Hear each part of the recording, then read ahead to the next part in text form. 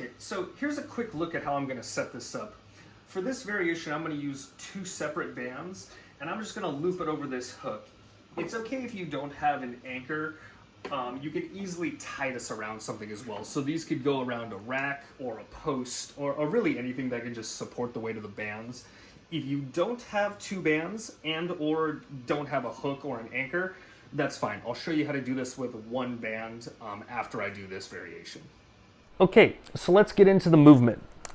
In terms of how you're going to stand or your stance, it's not too crucial that you stand a specific way. You just need to make sure you're balanced. So that means if you prefer a split stance, that's completely fine. If you like both your feet right underneath you, that's totally fine. Just think of it as being a stance where you feel strong and you feel balanced.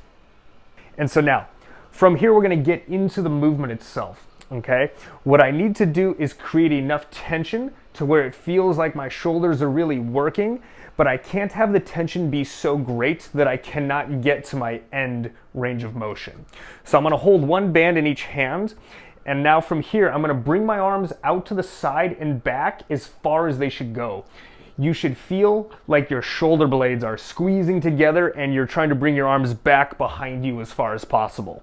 So now from here, I'm bringing my arms out and back behind me as far as I can. Once I can't go anymore, that's where I start my pulsing.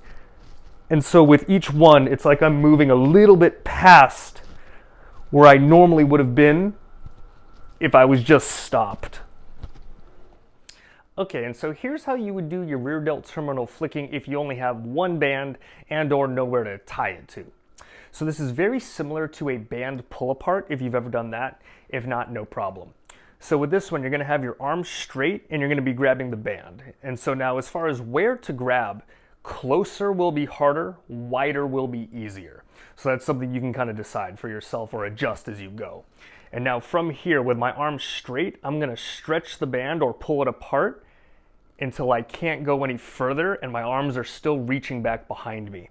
And now from there, I'm going to go into my pulsing or my flicking, so I can't go back any further. And now I'm pulsing in that end range of motion.